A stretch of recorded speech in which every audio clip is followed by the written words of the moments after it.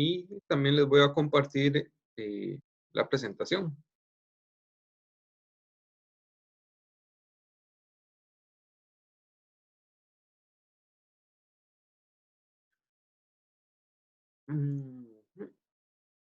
Ok, ya saben, cualquier pregunta, cualquier consulta, levantan la mano en la parte de participantes o la pueden poner en el chat también.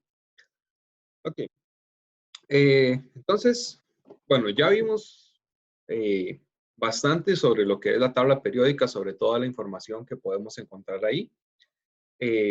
Hoy lo que vamos a ver es un poco acerca del átomo, de cómo, qué es esa información que nos da la tabla sobre cada uno de los elementos, pero también la historia, tal vez eso es lo que va a abarcar el grueso de la clase, la historia de cómo se llegó al modelo que existe actualmente para el átomo, para entender la materia que nos rodea. Entonces, bueno, lo primero, ya ustedes lo conocen, ¿cómo se compone un átomo? En un átomo tenemos el núcleo, donde están los protones y los neutrones, en un espacio bastante reducido en el centro del átomo, y por fuera está toda la nube electrónica, donde están los electrones. Ahora, si ustedes ven estas dos imágenes que hay acá, ninguna representa la concepción actual, o sea, ninguna dice la verdad acerca de lo que es un átomo en realidad. Lo que sí nos dice, en lo que sí están bien, es que tenemos el núcleo con protones y neutrones y por fuera del núcleo están los electrones. Pero esta quizás que es como la imagen más representativa de lo que es un átomo, nos dice que los electrones están moviéndose en órbitas alrededor de un núcleo. Esta nos dice que están como si las órbitas, como si fuera un sistema solar, y ninguno de los dos, de estas dos imágenes, pues ninguna tiene razón. Ok, respecto a los componentes del átomo, bueno, ya lo hablamos, tenemos el núcleo que contiene los protones y los neutrones, el protón que tiene una carga positiva, la carga de cada uno de los protones es de 1.602 por 10 a la menos 19 coulombs. Recordemos que habíamos visto que la unidad de SI para la carga eléctrica era el coulomb. Y la masa del protón es de 1.67 por 10 a la menos 27 kilogramos. El neutrón, ya sabemos, no tiene carga y su masa es aproximadamente igual a la del protón, un poquito más, pero para efectos prácticos digamos que podría decirse que es la misma. 1.69 por 10 a la menos 27 kilogramos. Si redondeamos, ambos son 1.7 por 10 a la menos 27, entonces prácticamente lo mismo. Luego recordemos, tenemos el número atómico que se representa con una Z, y ese número atómico es igual al número de protones que tiene un átomo. Y tenemos el número másico, que este número másico es un número entero, no es esa masa que aparece en la tabla periódica, sino que es un número entero, es decir, 32, 19, 23, no pueden tener decimales. Y ese número másico es igual a la suma de los protones y los neutrones. Por ejemplo, en el oxígeno tenemos 8 protones y 8 neutrones. El número másico va a ser 16.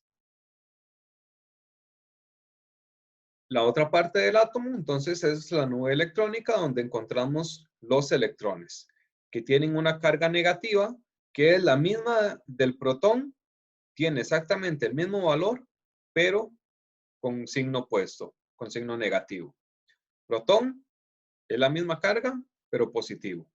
Y eso es importante porque quiere decir que un protón y un electrón se van a neutralizar sus cargas. Y el otro dato importante del electrón es que tiene una masa despreciable, 9.11 por 10 a la menos 31 kilogramos. Vean que, bueno, el protón y el neutrón, la masa anda en el orden de 10 a la menos 27 kilogramos. El electrón es 10 a la menos 31. Son 4 órdenes de magnitud menos. Esto es como, por ejemplo, tenemos 1 kilogramo de harina y le agregamos o le quitamos 1 gramo. Digamos, al final, ese gramo no se va, ese gramo que le pusimos o ese gramo que le quitamos de harina, no se va a anotar entre la bolsa grande del kilogramo. Entonces, decimos que eso es una cantidad despreciable. Tiene un valor, pero no es comparable cuando vemos el átomo total. Luego, recordemos que la carga de un átomo es igual al número de electrones menos el número de protones.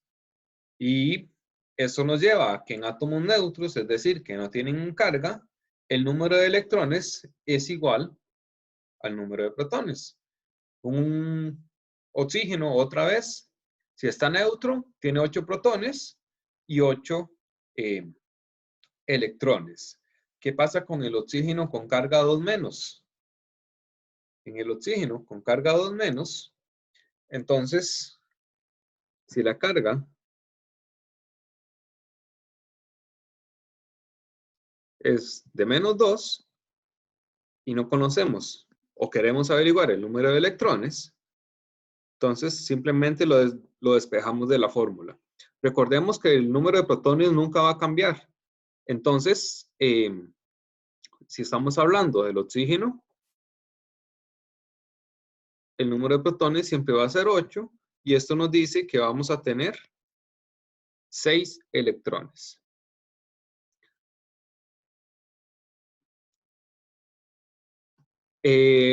Otra forma en que podemos verlo es que si tenemos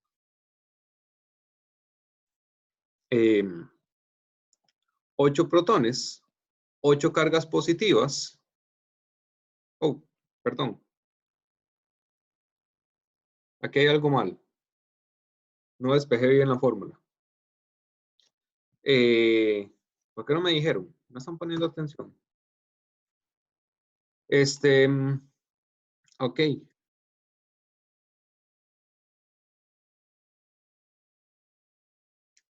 Ok, vamos a ver.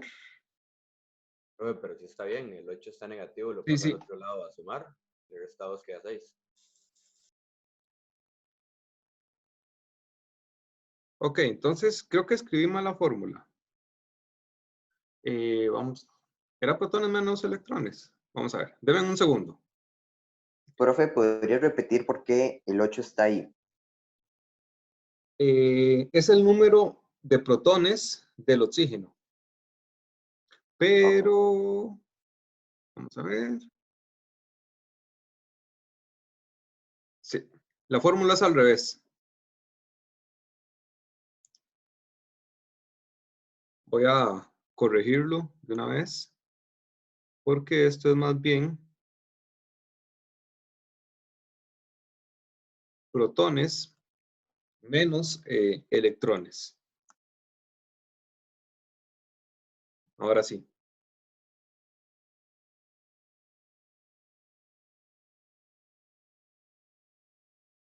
Entonces, ya, ahora sí. Si tenemos para el oxígeno 2 menos, o con carga menos 2, el oxígeno siempre va a tener el mismo número de protones, que va a ser 8.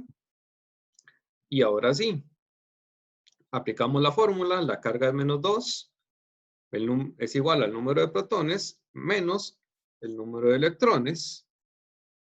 Esto nos dice que el número de electrones en el oxígeno menos 2 es menos 10. Eso ya tiene sentido. ¿Por qué? si nosotros lo pensamos, que tenemos 8 cargas positivas y tenemos 10 cargas negativas, recordemos que los protones y los electrones tienen la misma carga, pero con signos opuestos. ¿Eso qué quiere decir? Que estos 8 protones se van a cancelar con 8 electrones y me van a quedar sobrando 2 electrones, o sea, 2 cargas positivas, perdón, 2 cargas negativas. Esas 2 cargas negativas son las que me dan pues la carga total del átomo. ¿De acuerdo? Ahora sí.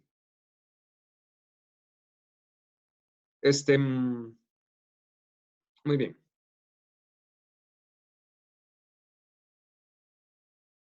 Ahora,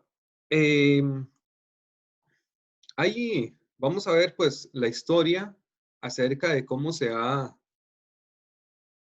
ha ido cambiando la concepción de lo que era un átomo, de lo que es un átomo, alrededor de los años. ¿Quién estará haciendo caritas felices? Supongo que es que la clase está muy bonita. Ajá, lo borraron.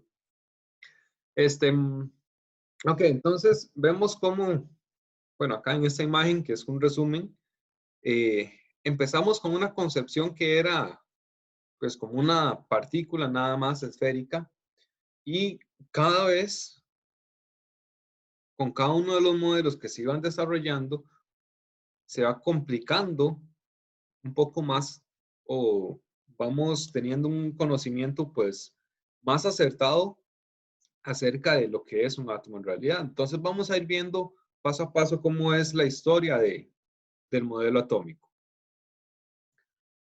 Ok, iniciamos en la antigua Grecia, época de filósofos, donde vamos a encontrar a Demócrito y un poco menos conocido, pero fue parte de este primer modelo, Leucipo. Leucipo Normalmente era se como, conoce nada como, más a Demócrito. Sí, perdón. como un estudiante de Demócrito. Creo que sí, pero la idea al final fue desarrollada por ambos. Ah, ok. Pero sí, el más conocido es Demócrito. Lo que hicieron, bueno, la época de los filósofos, lo que hacían era sentarse en una banca a pensar a ver eh, qué eran los fenómenos de la naturaleza. Simplemente eso, pensar. Era como la base de la filosofía. Entonces, Demócrito y Leucipo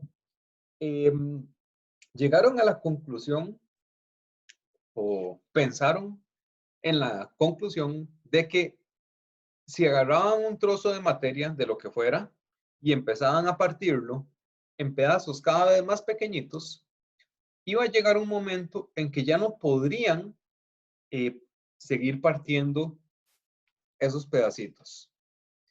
A esas partículas muy pequeñitas le llamaron átomos, que viene del latín a, o sea, sin, y tomos, sección, o sea, sin sección, que ya no se pueden partir.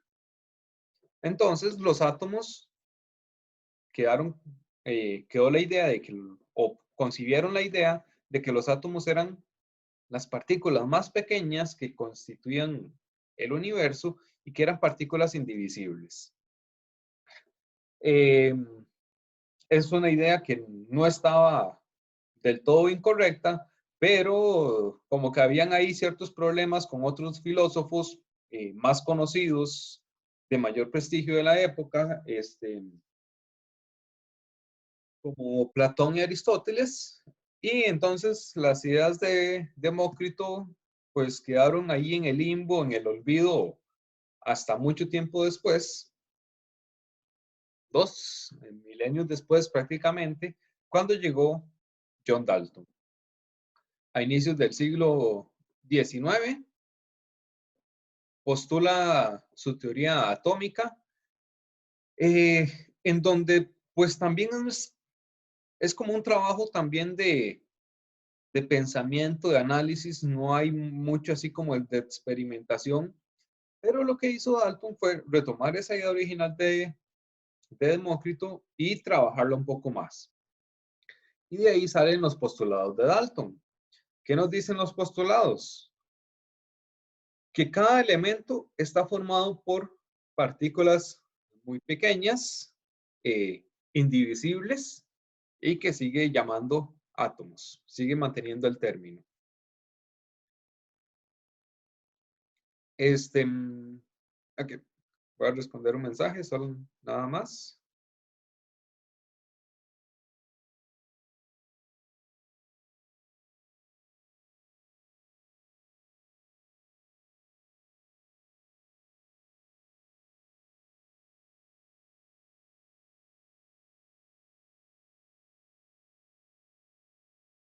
Ok. El segundo postulado de Dalton. Los átomos de un elemento son idénticos entre sí y los átomos de diferentes elementos son diferentes. Y eso lo podemos ver en la imagen. Todos los átomos de hidrógeno son iguales, pero los átomos de hidrógeno son diferentes a los átomos de oxígeno. Y los átomos de oxígeno son todos iguales entre sí, pero son diferentes a los átomos de bromo. El tercer postulado dice que los átomos de un elemento no pueden transformarse en átomos de otro elemento y que los átomos no se crean ni se destruyen. Eso es como una concepción bastante conocida en ciencias en general, que la materia no se crea ni se destruye. ¿Y qué es la materia? Bueno, la materia está formada por átomos. Entonces, no podemos crear ni destruir átomos. Y este postulado, como veremos más adelante, pues en ese momento tenía bastante sentido, pero luego con el pasar de los años nos vamos a dar cuenta de que no es cierto. Sí podemos nosotros transformar un átomo en otro tipo de átomos de otro elemento. El cuarto postulado lo que nos dice es que los compuestos se forman cuando los átomos de más de un elemento se combinan. Recordemos, bueno, sustancias puras, tenemos elementos y compuestos. Los compuestos formados por dos o más elementos diferentes. Esto fue un postulado de Dalton. Y la segunda parte de este último postulado lo que nos dice es que un compuesto siempre tiene el mismo número y tipo de átomos. Es decir, el agua es H2O y el agua siempre va a ser H2O. Si nosotros cambiamos la fórmula y, por ejemplo, nosotros queremos agregar un átomo más de oxígeno, esto ya no es agua, es otro compuesto. Estos dos son diferentes. Si nosotros estamos hablando de agua, agua es H2O aquí y agua es H2O en China, en cualquier lugar. Si estamos hablando del mismo compuesto, siempre va a tener la misma composición. Es decir, el mismo tipo y el mismo número de átomos. No podemos cambiar ninguna de las dos cosas.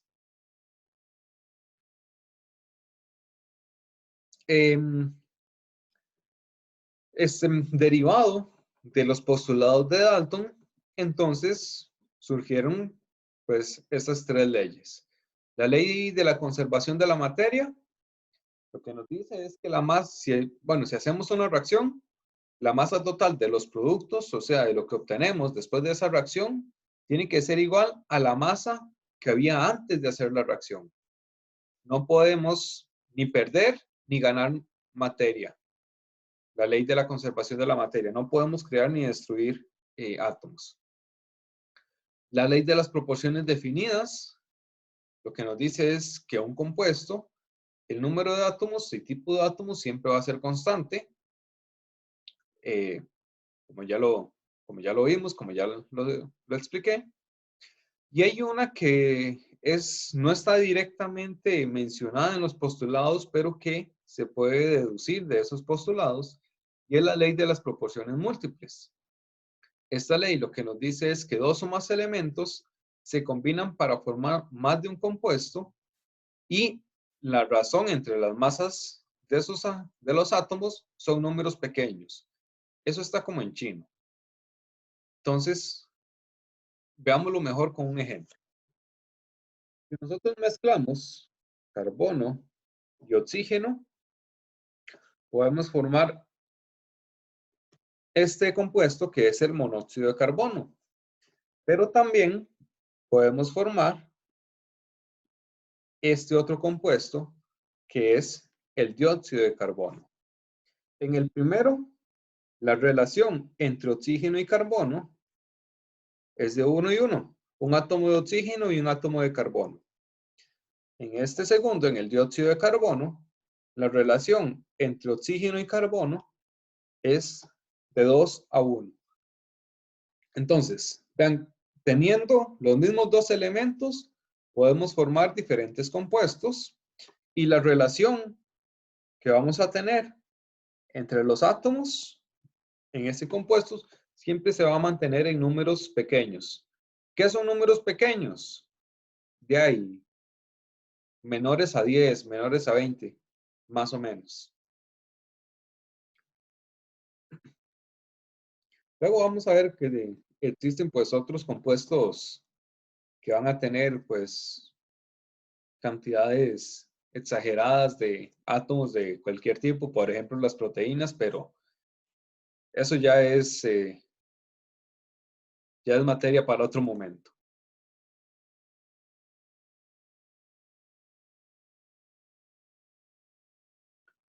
Muy bien.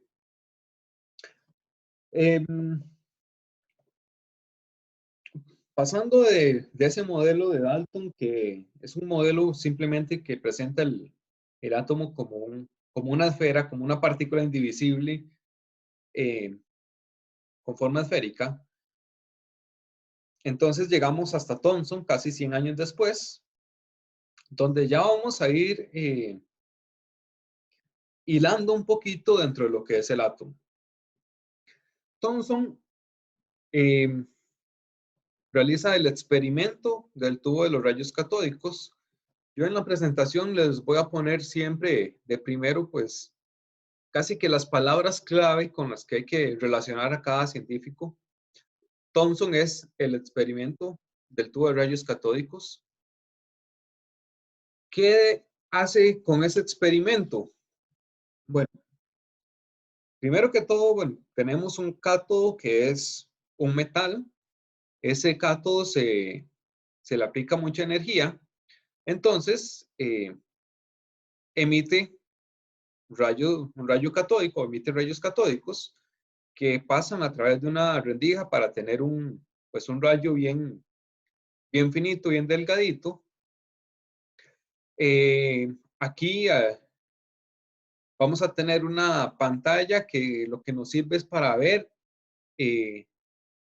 la trayectoria o para ver en dónde terminan esos rayos catódicos.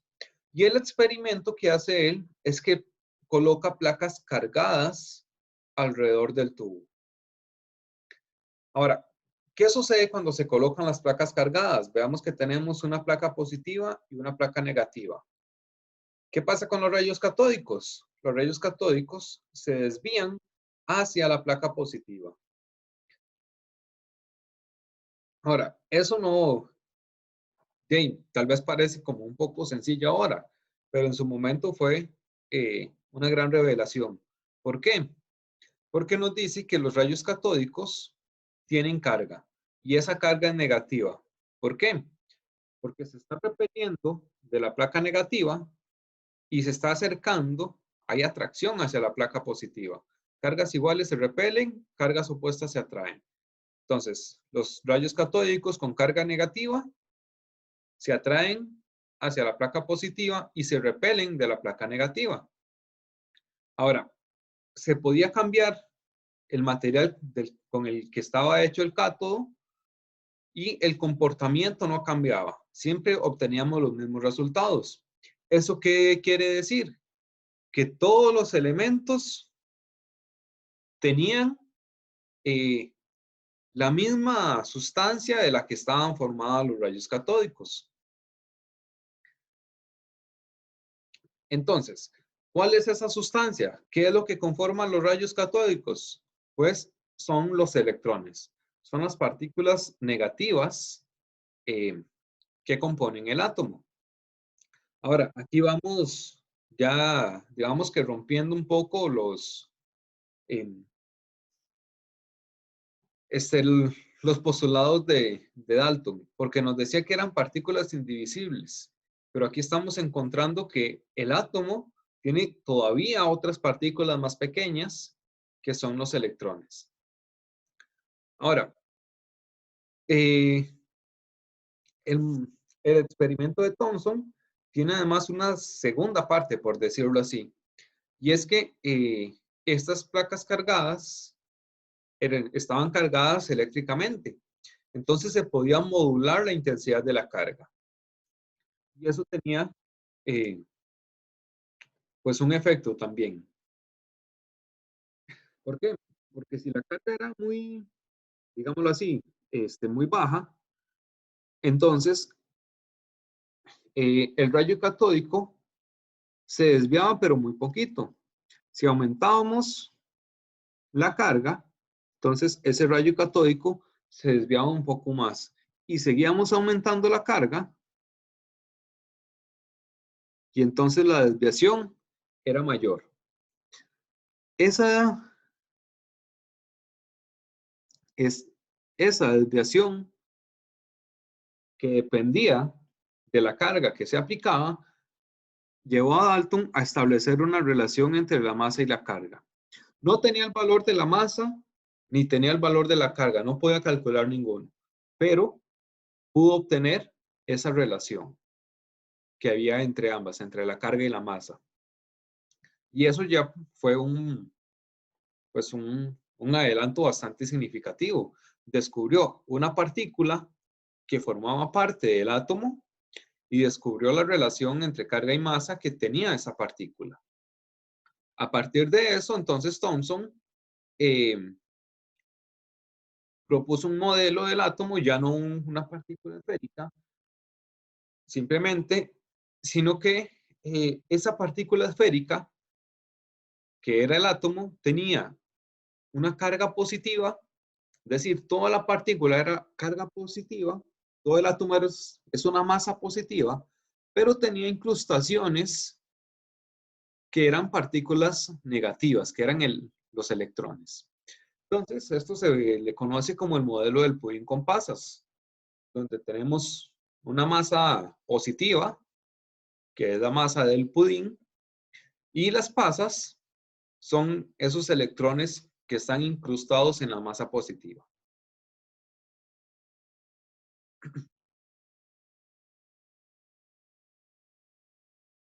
Posteriormente, llegó Millikan. Vean que cada vez la distancia entre los años de cada descubrimiento pues se acorta. Quiere decir que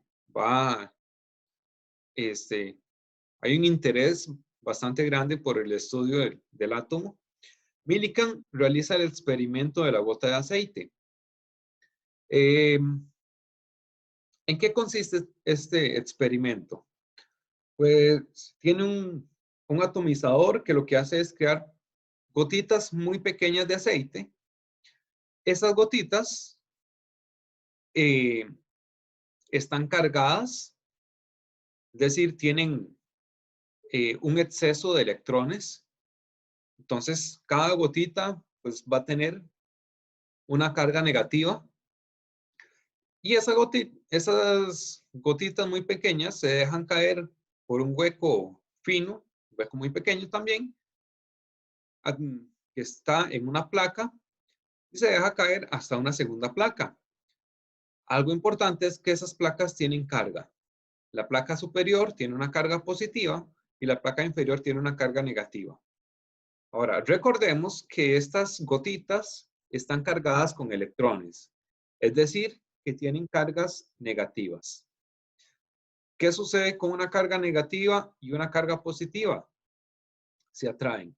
Entonces, las gotitas que iban cayendo por acá se veían atraídas a la placa superior.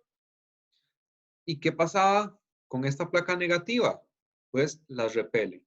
Entonces, esas gotas caen, pero no caen como, no caen por el, o más bien, no caen simplemente por gravedad, es decir, no caen bajo los efectos de la gravedad, sino que la placa inferior las está impulsando para arriba y la placa superior las está frenando, por decirlo así, también las impulsa para arriba.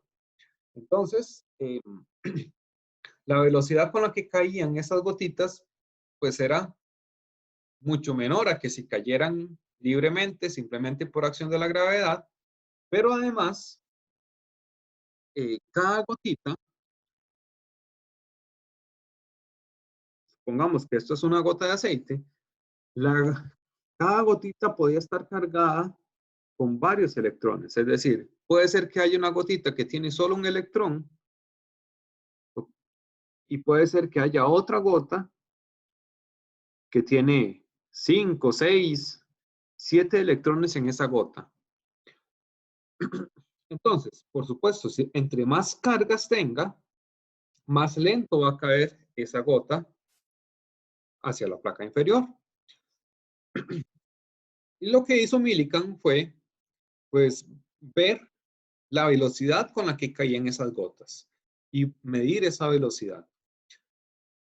Luego, a través de cálculos matemáticos, relacionó cada velocidad con la carga de cada electrón y encontró que siempre eran múltiplos de este valor.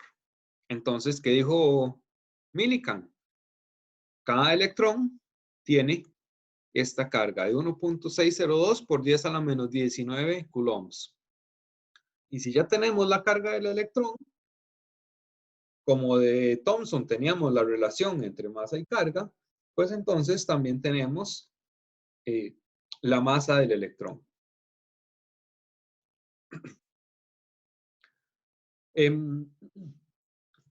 Hay varios científicos que no tienen un modelo atómico como tal, sino que lo que hacen son pequeños aportes que al final se juntan para crear un modelo más completo. Bueno, por ejemplo, Millikan no tiene su propio modelo atómico, pero aportó en el conocimiento del modelo. Hizo un aporte al modelo que propuso Thomson. Algo similar pasa con Becquerel. Becquerel lo que hizo fue descubrir la radioactividad. Estudiando el uranio a través de una placa fotográfica, pues encontró que sales de uranio emitían radiación que quedaba capturada sobre una placa fotográfica. Entonces, bueno, hasta ahí no parece mucho el aporte sobre el modelo atómico, pero es importante. Henry Becquerel descubrió la radioactividad. Luego vinieron los esposos Curie, Marie y Pierre Curie, que hacen experimentos con la radiación. Ellos son conocidos por descubrir principalmente el polonio y el radio, los elementos radioactivos, pero ellos estudian mucho estos elementos radioactivos y pues las aplicaciones de la radiación, qué ocurría con esos elementos radioactivos, etc. Entonces ellos estudiaron bastante a fondo lo que era la radiación, lo que había descubierto Becquerel.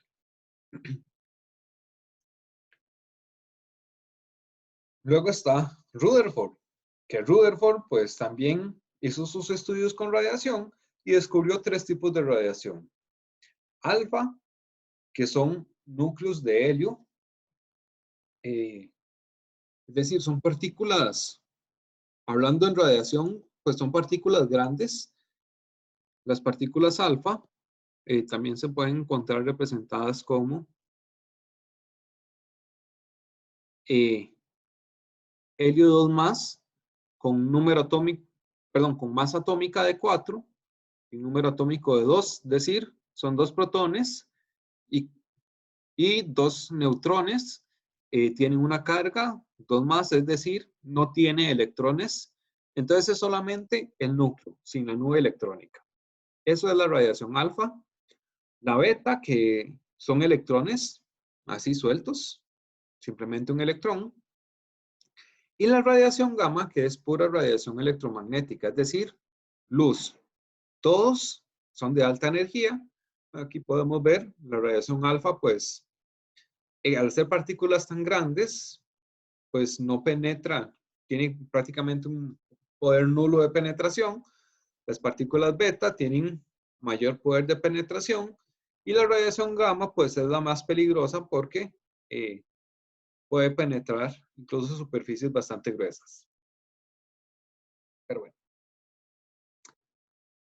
Rutherford no solamente descubrió estos tres tipos de radiación, sino que haciendo experimentos con radiación, el experimento tal vez más conocido en el tema en que estamos, que es el modelo atómico, es el experimento de la lámina de oro. ¿Qué hizo en este experimento? Irradió o lanzó un haz de partículas alfa, recordemos las partículas más grandes, los núcleos de helio, hacia una lámina de oro muy, muy delgada, mucho más delgada que una lámina, que una hoja de papel. Ahora, ¿qué pasaba con esa radiación cuando chocaba con la lámina de oro? Pues se veía que un poquito de las partículas se desviaban, pero el grueso de la radiación, perdón, el grueso de la radiación seguía recto, es decir, no cambiaba su trayectoria. Entonces, Thomson pues llegó a una conclusión a partir de estas observaciones. En el modelo de Thomson, pues se suponía que todo debía pasar, supuestamente. Pero Rutherford no veía ese comportamiento. Él veía que, a pesar de que la mayoría de las partículas de alfa seguían su camino sin cambiar de dirección, había algunas partículas que se desviaban. Él propuso que esas partículas que se desviaban era porque chocaban con algo que provocaba que se desviaran. Y ese algo era el núcleo, que tenía que ser algo, pues, digámoslo así, bastante macizo, bastante resistente para que lograra desviar las partículas alfa. Entonces, ese núcleo tiene que ser muy másico, tiene que tener una masa bastante alta para que logre desviar las partículas alfa. Y el resto del átomo era espacio vacío y por eso la mayoría de las partículas alfa seguían directos, seguían su camino sin desviación. Entonces, con estas observaciones, el modelo de Rutherford tiene ahora un núcleo que es másico y que tiene carga positiva. Recordemos que los núcleos de helio también tenían carga positiva, entonces al chocar o al acercarse a un núcleo positivo, pues se repelen. Y ese núcleo positivo tiene la mayoría de masa del átomo. Un 99.9999% de la masa del átomo va a estar concentrada en un espacio muy pequeño que es el núcleo. Y luego está la nube electrónica, que ocupa la mayoría del volumen, pero no tiene casi nada de masa. Entonces es mayoritariamente espacio vacío. Recordemos que los electrones son sumamente pequeños. Entonces tenemos unos cuantos electrones en un volumen demasiado grande. Entonces prácticamente los electrones pues van a ser despreciables. Ni se van a ver entre todo el volumen que es la nube electrónica.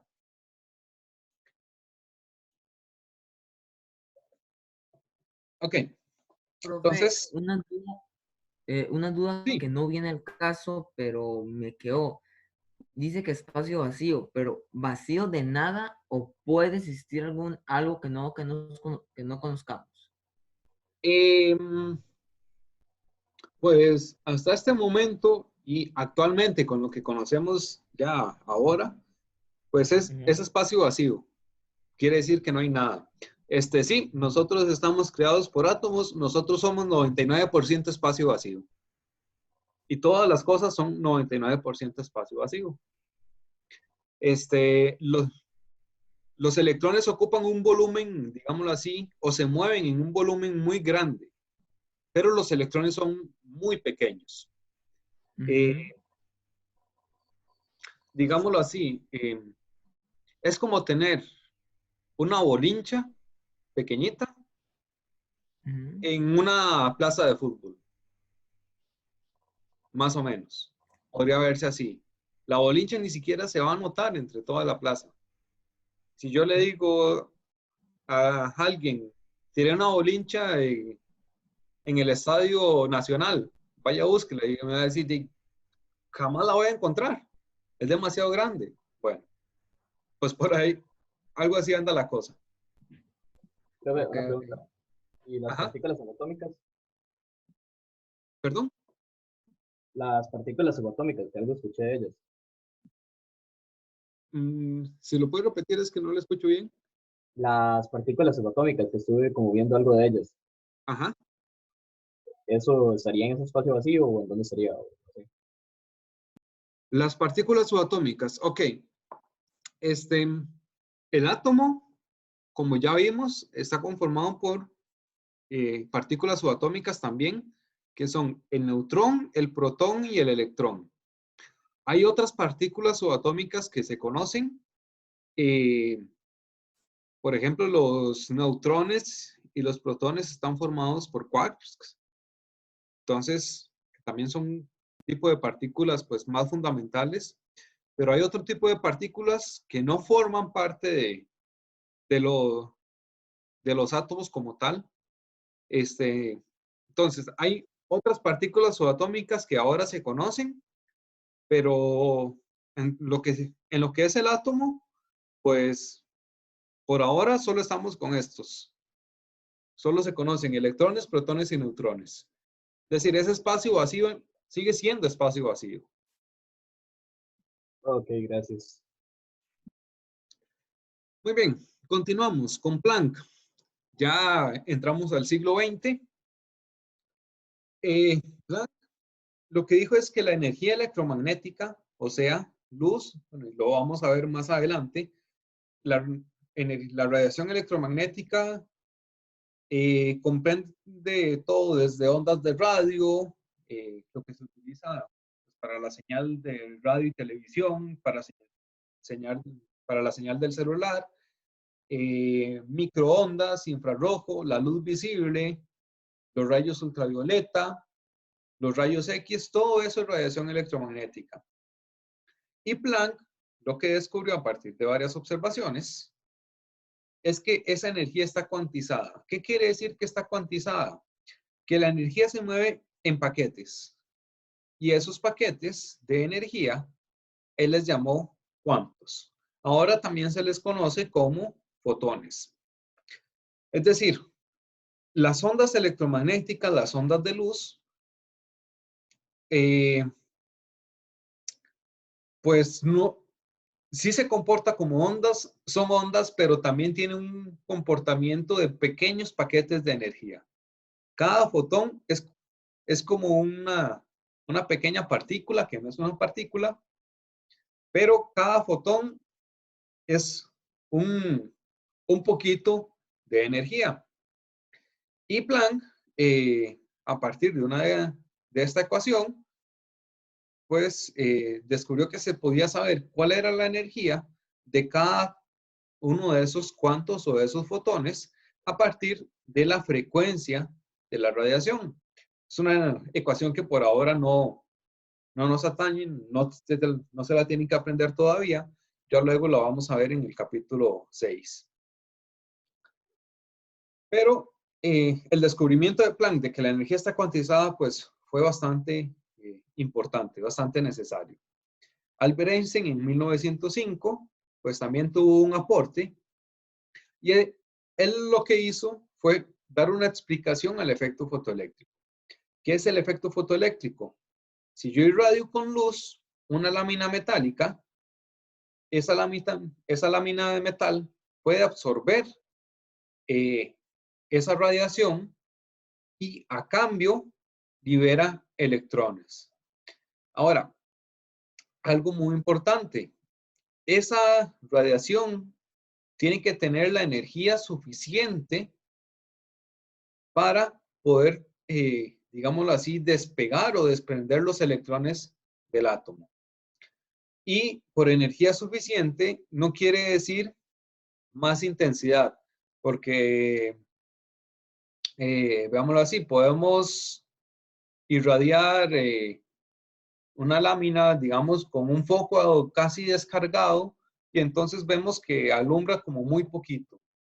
Pero lo cargamos o le ponemos baterías nuevas y vemos que alumbra más, que tiene más luz.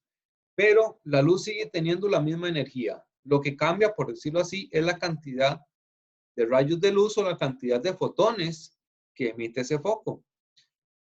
Albert Einstein llegó a la conclusión de que se necesitaba que los fotones que llegaban tenían que tener la suficiente energía. Y eso depende también de la frecuencia de la radiación. Es decir, bueno, vamos a profundizar un poco más en el capítulo 6, pero las microondas tienen una cierta frecuencia y la luz ultravioleta tiene otra frecuencia. La frecuencia de la luz ultravioleta es más alta. Entonces, tiene mayor cantidad de energía cada fotón de luz ultravioleta. Por eso también la luz ultravioleta es tan dañina. Por eso tenemos que ponernos bloqueador cuando salimos al sol. Porque el sol también emite luz ultravioleta que tiene alta energía y esa alta energía pues puede provocar daños en las células. Ahora, vamos con Niels Bohr, ya para el año de 1913, que Niels Bohr lo que hace es explicar los espectros de líneas de los elementos. ¿Qué son los espectros de líneas de los elementos? Bueno, si nosotros tomamos la luz del sol y la pasamos por un prisma, esa luz se descompone en todo el espectro y vamos a tener un espectro continuo. Es decir, esta luz del sol que nos llega a nosotros tiene todos los colores, todas las longitudes de onda posibles. Ahora, si esa luz del sol pasa por un elemento, por un gas de un único elemento, y vemos cuál es la luz que atraviesa, que logra pasar por completo al otro lado de ese elemento, lo volvemos a descomponer, vemos que ahora hay franjas oscuras. ¿Qué sucede con esas franjas oscuras? Son las energías que estos átomos del gas capturaron. Recordemos que Einstein dijo que en el efecto fotoeléctrico teníamos que irradiar con una energía específica para que los electrones pudieran salir. Es decir, los átomos ganan esa radiación y sueltan los electrones. Estas franjas oscuras es la energía que esos átomos pueden o la energía que esos átomos están dejando, que están absorbiendo. Ahora, si se ve en un ángulo diferente, podemos ver que este gas más bien emite su propia luz luego de recibir la luz del sol. Es decir, acá no estamos viendo la luz del sol, estamos viendo la luz que emite este gas. Por ejemplo, con los anuncios de neón, lo que se hace es, en un gas noble, se le da energía y luego ese gas emite luz. Y esa luz tiene una coloración específica. ¿A qué se debe esa coloración específica? A que cada átomo puede emitir solamente ciertas longitudes de onda, ciertas energías. Esto es un espectro de líneas. Entonces, ya no vamos a ver, por ejemplo, con los bombillos que se ve una luz, pues como, bueno, eso sería más bien con los fluorescentes que se ve una luz blanca. La luz blanca es la mezcla de todas las longitudes de onda. Si ponemos un anuncio de neón, pues podemos verlo rojo o azul, y esos colores se deben a la mezcla de diferentes líneas específicas que emite cada tipo de átomo. Acá podemos ver los espectros de líneas de diferentes átomos, del hidrógeno, del mercurio, del neón. Ahora, vemos que cada átomo tiene un espectro de líneas único. Es como si fuera la huella dactilar de ese átomo. Y además, el espectro de líneas, es decir, el espectro de emisión, la luz que nosotros podemos observar que emiten los átomos de hidrógeno, va a ser lo mismo que nosotros podemos, o más bien, va a ser las líneas que nos faltan cuando nosotros vemos un espectro de absorción. Recordemos el espectro de absorción cuando nosotros vemos cuál es la radiación que se deja a ese átomo. Acá tenemos entonces el espectro de absorción y el espectro de emisión, el que emite lo que nosotros vemos que ese átomo libera. Si nosotros juntamos estos dos, pues vamos a completar el espectro completo, el espectro continuo. Entonces eso es lo que vemos. Esta línea coincide con esta línea oscura. Cada una de las líneas de emisión coincide con las líneas de absorción. Es decir, las radiaciones siempre se van a mantener. ¿Cuál fue la explicación que le dio Bohr a esto? Bueno, él dijo, ok, ya conocemos el núcleo y tenemos una nube electrónica. Sin embargo, esos electrones están en órbitas definidas alrededor del núcleo. Cada órbita tiene una energía específica. Si nosotros queremos,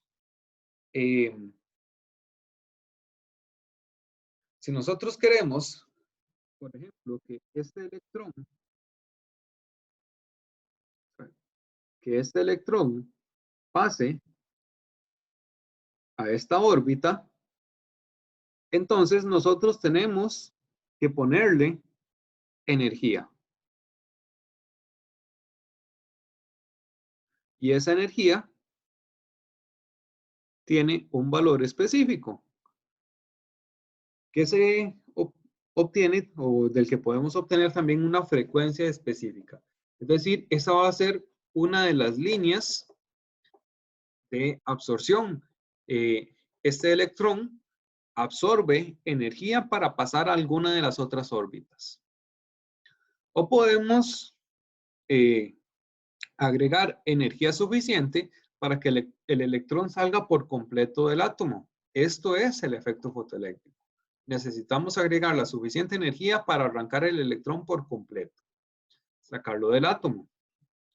Ahora, el otro caso, los espectros de emisión, las líneas que nosotros vemos de un elemento específico, los colores característicos de ese elemento. Si nosotros, por decirlo así, le agregamos energía a un electrón para que pasara a una órbita más externa, en algún momento ese electrón tiene que devolverse a su estado original, a su órbita original. Entonces, cuando se devuelva, ese electrón tiene que liberar energía. Y esa energía es la que nosotros vemos como una línea de emisión. También que también va a tener una frecuencia específica, o sea, un color específico. Y muy importante, si yo paso un electrón de la primera órbita la segunda, tiene que ganar energía. Y si paso, pues si ese electrón se devuelve de la segunda órbita a la primera, entonces libera energía. Y ambas energías son iguales, porque estamos haciendo saltos entre las mismas órbitas. Algo tal vez para que quede claro, entre más cerca esté un electrón del núcleo, quiere decir que tiene menos energía. Y entre más afuera, va a tener más energía. Podríamos verlo como que el electrón que está más afuera tiene que recorrer más camino, tiene que correr más rápido, entonces necesita tener más energía. En resumen, si le agrego energía a un electrón, salta hacia una órbita exterior, ese electrón se devuelve y cuando se devuelve, libera energía. Esa energía es la que me crea los espectros de líneas. Entonces, este es el modelo que propone Bohr. Vean que vamos construyendo poco a poco. Bueno, ya teníamos con Dalton los electrones. Rutherford nos dice que hay un núcleo y una nube electrónica. Bohr nos dice que esa nube electrónica o que los electrones están acomodados en esa nube electrónica en órbitas específicas. Entonces tenemos también aquí unos postulados de Bohr que solo las órbitas con ciertos radios son permitidos. Es decir, tenemos esta órbita, la primera órbita, la segunda órbita, pero no hay nada en medio. Un electrón con en una órbita permitida tiene una energía específica. Y la energía, pues entonces tiene que ser la misma si están en la misma órbita. Este electrón tiene la misma energía que este porque están en la misma órbita. Todos los electrones de la segunda órbita tienen también la misma energía. Y esa energía tiene que ser mayor que los electrones de la primera. Luego, la energía es emitida o absorbida en forma de fotones, cuando el electrón cambia entre estados permitidos, o sea, entre órbitas. Si este electrón salta a la segunda, gana un fotón. Si salta a la tercera, gana otro fotón. Un electrón puede pasar de la primera a la tercera de una vez, pero entonces gana un fotón con más energía que cualquiera de los otros dos. Igual, cuando se devuelve de la tercera a la segunda, libera un fotón. De la segunda a la primera, libera un fotón. De la tercera a la primera también se puede, liberando un fotón con la correspondiente energía. Estos modelos o estos estudios de Bohr pues tienen por ahí algunas limitaciones, algunos fallos.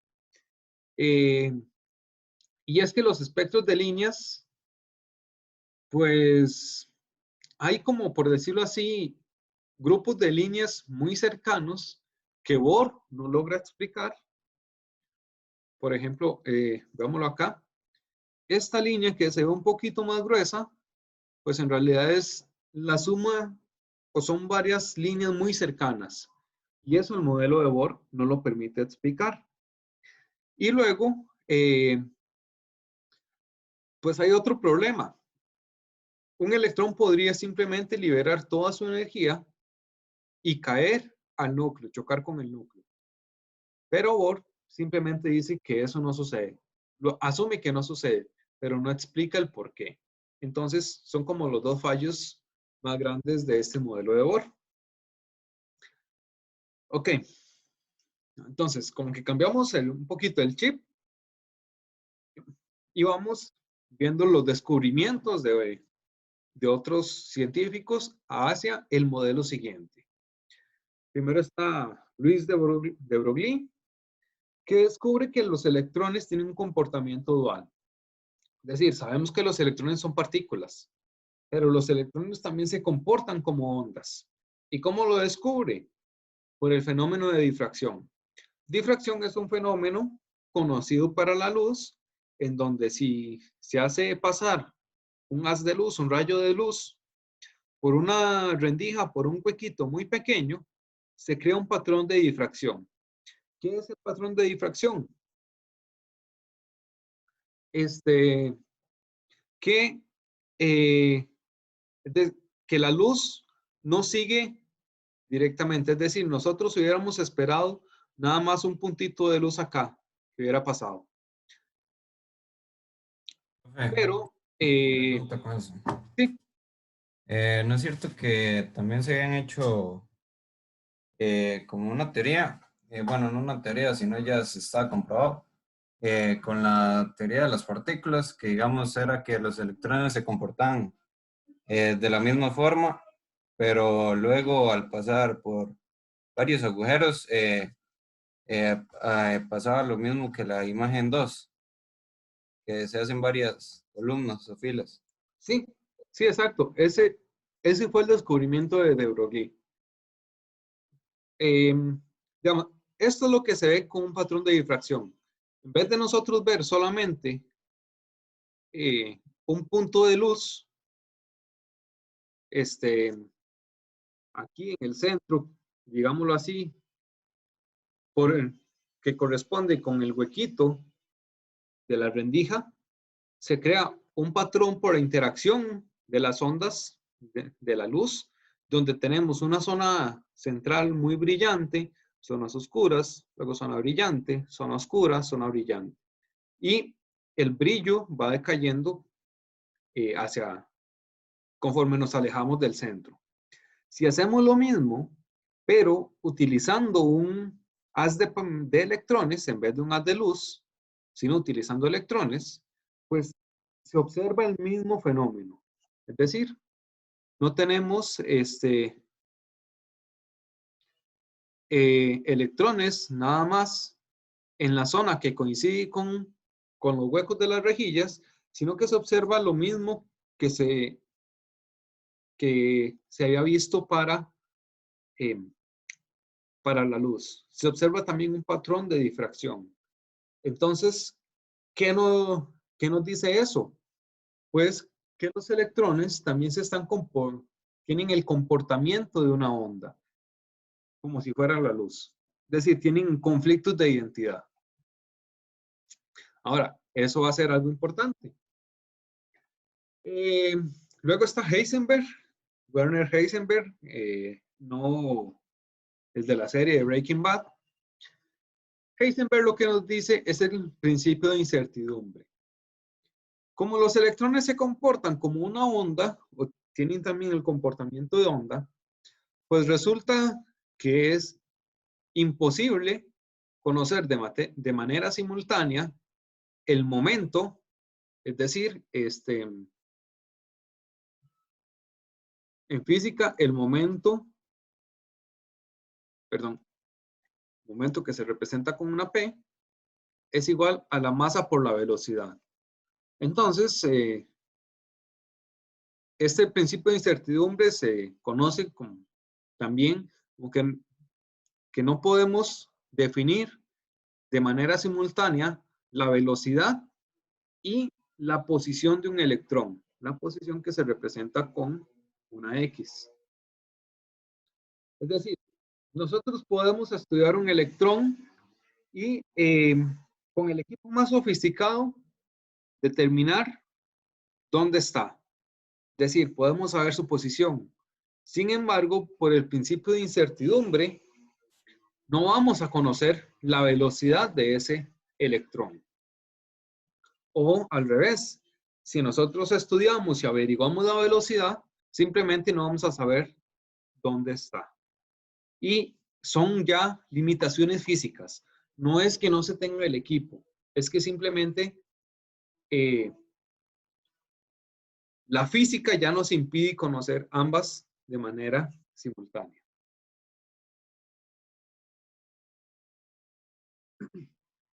Y con esto llegamos a Erwin Schrödinger, que en 1926 él propuso una ecuación de onda que describe el comportamiento del electrón. Recordemos que tenemos un electrón que tiene comportamientos de onda, un electrón que es una partícula y que tiene comportamientos de onda. Lo que hace Schrödinger es pues, crear una fórmula matemática, una ecuación matemática que describe el comportamiento de ese electrón. Ahora, la forma sencilla de esa ecuación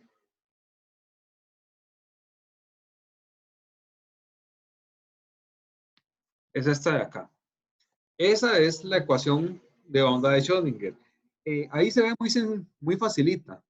Sin embargo, cada uno de esos términos es como, por decirlo así, el resumen de un montón de cosas. Entonces, bueno, al final esos se hace un dolor de cabeza, que ha sido dolor de cabeza y sigue siendo dolor de cabeza para muchos científicos. En esta ecuación de onda, la letra griega, phi, mayúscula, es la función de onda del electrón. ¿Qué es una función? Bueno, simplemente es una expresión matemática. Una función podría ser x al cuadrado o 2x al cuadrado más y. Eso es una función. Entonces, phi va a ser la función de onda que describe el comportamiento del electrón. No nos dice mucho, es simplemente una ecuación matemática. Sin embargo, cuando elevamos phi al cuadrado, eso nos da la probabilidad de encontrar un electrón en una región del espacio. Que eso ya es algo más significativo. Porque nos está diciendo en qué volumen o en qué zonas va a ser más factible que se encuentre el electrón. Entonces, podemos ver acá en la imagen, acá en el centro está en el núcleo. Entonces, tenemos una zona acá donde hay mucha concentración, donde es muy factible que podamos tener ese electrón. O sea, hay bastante probabilidad de que el electrón se encuentre por acá. No, recuerden que el principio de incertidumbre nos decía que no podemos conocer al mismo tiempo la velocidad ni la posición. Bueno, esto nos está diciendo algo. No conocemos la posición, pero sabemos que tiene que estar, probablemente, en su mayoría va a estar en esta zona, o también vean que tenemos aquí un segundo anillo, donde también tenemos una alta probabilidad de encontrar el electrón. Y aquí en el medio, pues, está como un poco más vacío. Entonces, el electrón casi nunca va a estar ahí. También vemos que ya en las zonas exteriores, la probabilidad de que el electrón esté por ahí, pues va a ser nula.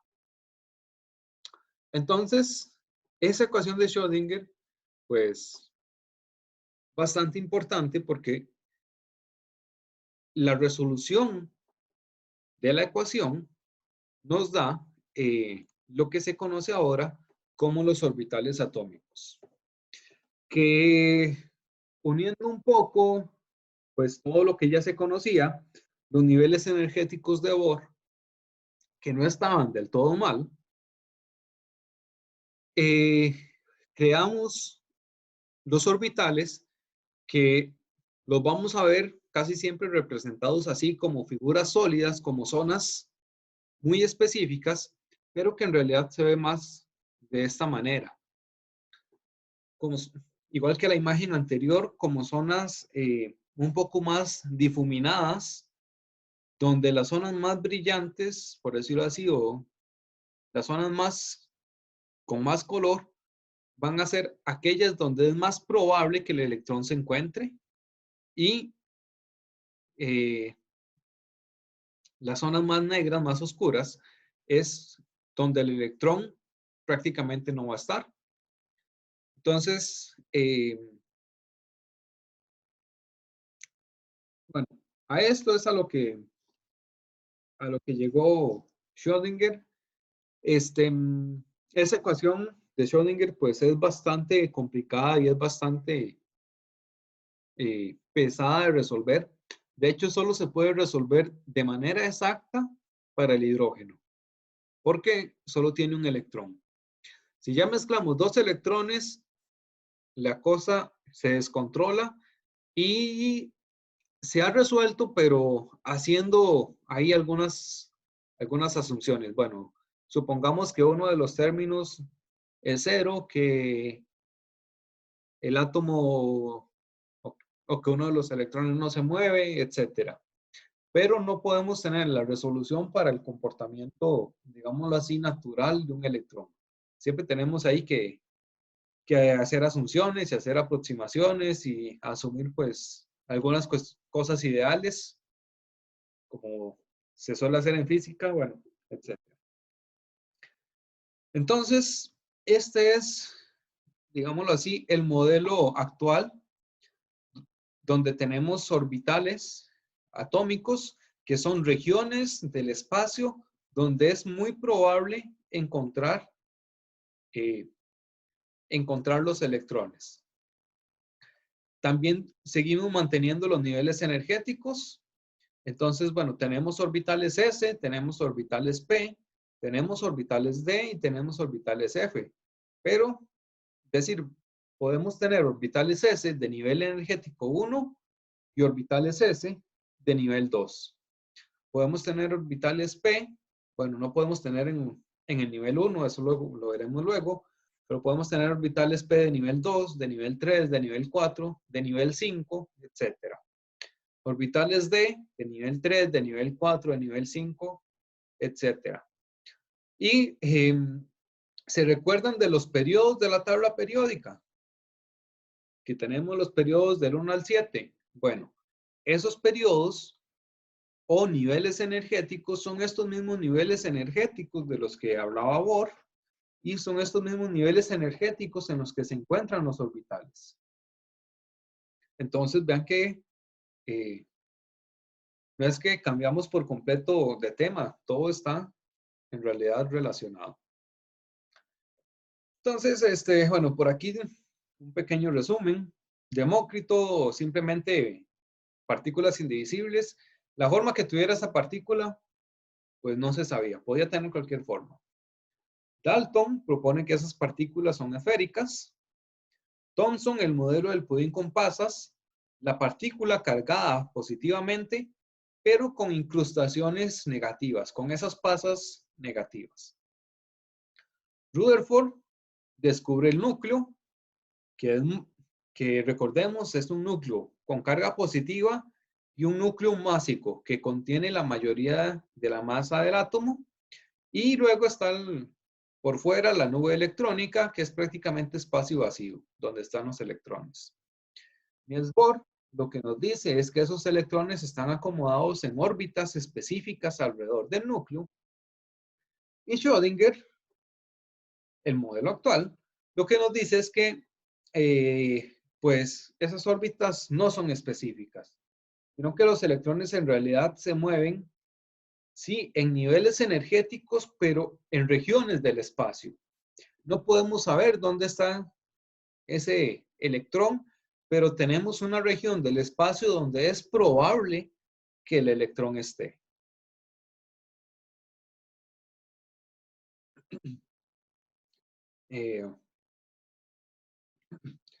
Ok, ¿hay alguna pregunta hasta el momento? ¿Algo que no les haya quedado claro? ¿Esta presentación usted ya la subió o la va a subir a no? No la he subido porque la terminé 5 minutos antes de empezar la clase.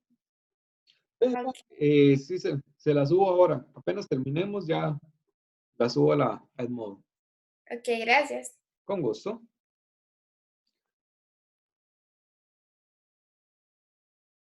¿Alguna pregunta con modelos atómicos? No. Nada. Nadie. ¿Todo quedó muy claro? Profe, entonces para quedar ya claro, lo que son las franjas que quedaban sin color, digámoslo así, en la Ajá. parte de allá, eran los electrones que habían cambiado de órbita. No. Estas franjas oscuras se conocen como nodos. Esos son zonas donde el electrón no puede estar. Es decir, hay regiones donde la probabilidad de que el electrón esté ahí es 0. Y esos son los nodos. No tiene que ver con los orbitales, con los niveles energéticos. De hecho, vamos a ver. Aquí hay varios mezclados, pero... Ok, por ejemplo. Vamos a ver uno que quede claro. Ok. Este de aquí. Vamos a ver si... Este de acá es un orbital 1s. Una región muy, digámoslo así, muy pequeñita, muy cercana al núcleo.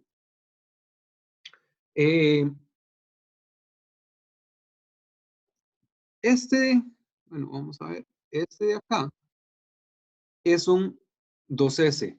Ven que tiene como dos anillos. Uno interior, muy pequeñito, que no voy a dibujarle nada porque si no lo tapo más bien. Se ve luego una franja oscura. Y luego está el anillo exterior. Es decir, el orbital 2s o en el nivel energético 2 también puede tener sus electrones como muy pegaditos al núcleo. Incluso podría ser que que se traslapen algunas zonas. Es decir, una misma región del espacio puede tener electrones del orbital 1s y el orbital 2s. Este de acá, perdón.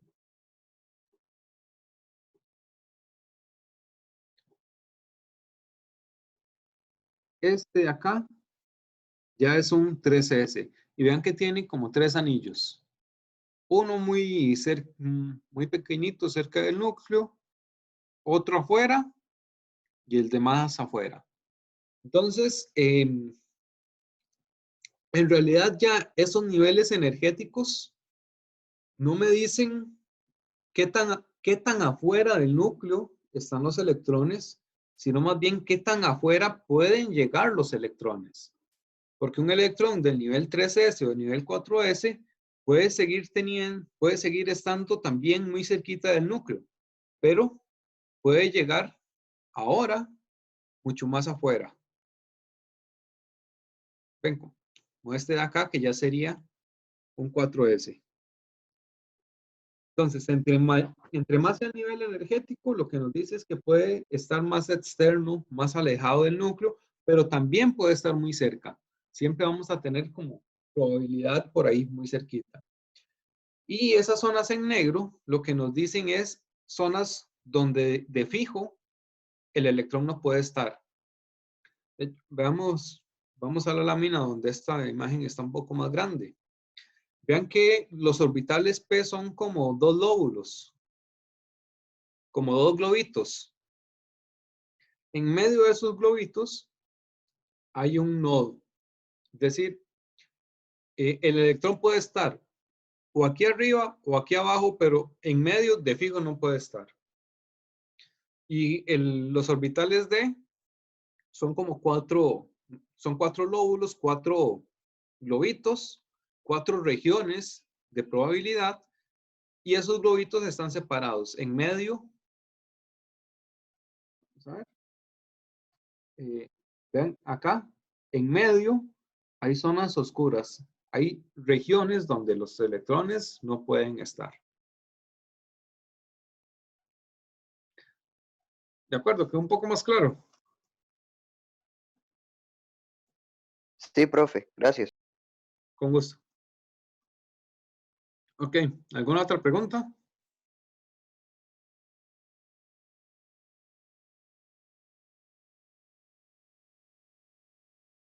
Profe, hay uno de esos globitos que tiene como un círculo más clarito en el centro. Ajá, el D. Ajá. Ok, eso es, este orbital D0 es como una dona. Entonces, es como una circunferencia. Imagínense una dona que es hueca en el centro. Es lo mismo. Este orbital tiene una probabilidad que es como una circunferencia, como una dona, pero en el hueco hay un nodo donde el electrón no puede estar. Entonces, es también un nodo ahí en el puro centro. Igual ocurre en este, nada más que aquí son como dos donas, una encima de otra.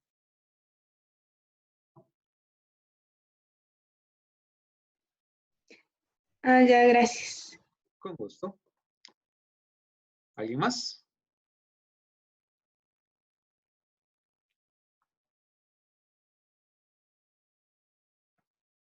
Profe, y también en donde están los nodos, entonces ahí como no hay electrones, hay protones o algo así. No. Recordemos que los protones están en el núcleo. Estos orbitales, vean que todos están, bueno, acomodados en un eje X, Y, Z. El puro centro de ese eje es donde está el núcleo. Y estas son las zonas donde están, o las regiones del espacio donde pueden estar los electrones. Es decir, un electrón en el orbital, en este orbital P, puede estar en cualquiera en cualquier punto, digámoslo así, de este lóbulo, de este globo, o cualquier punto de este globo. Pero no puede estar por fuera. Y no puede estar, digámoslo así, en el puro centro, que es donde está el nodo. Los protones siempre se van a mantener en el núcleo, en el puro centro. Eso sí ya quedó claro desde el experimento de Rutherford. ¿Está bien? Y ya. Perfecto.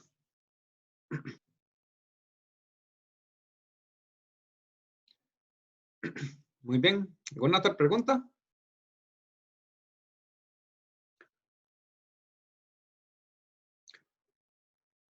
Yo sé que el modelo actual, pues, es el más complicado. Bueno, así tenía que ser.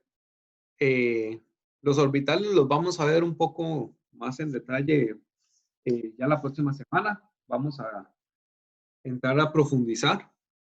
Pero sí quiero que se queden con el concepto de que, bueno, primero, de que son regiones donde el electrón puede estar. Es decir, el electrón se está moviendo aquí a velocidades inimaginables, o dicho de otra manera, en un momento el electrón está aquí de este lado y en el otro momento está acá. Y eso no lo podemos saber. Simplemente sabemos que el electrón se mueve aquí, en estas regiones.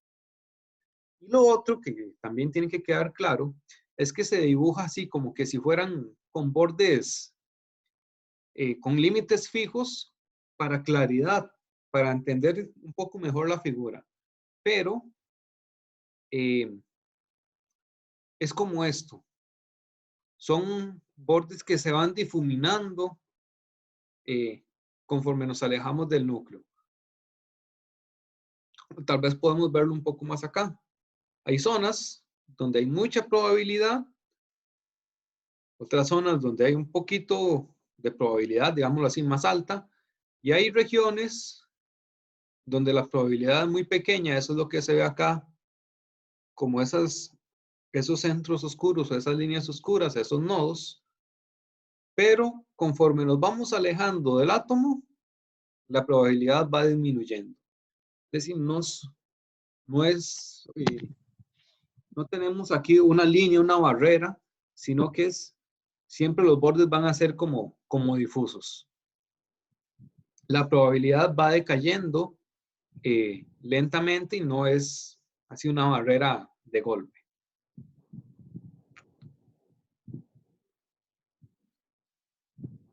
¿Alguna otra pregunta? ¿Alguna consulta?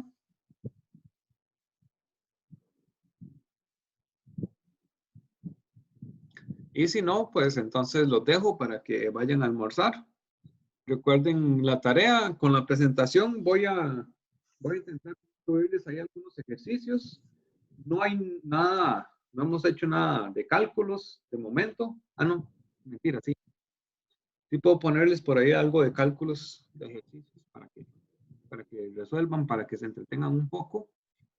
Y recuerden la tarea para el sábado, que es de la materia de la semana pasada. Entonces, nos vemos la próxima semana. En el mismo canal, pero no a la misma hora, porque nos toca madrugar y nos vemos a las 7 entonces. Gracias, profe. Bueno, Gracias, profe. Gracias, hasta gracias. luego, que les vaya bien. Gracias, profe. Provecho.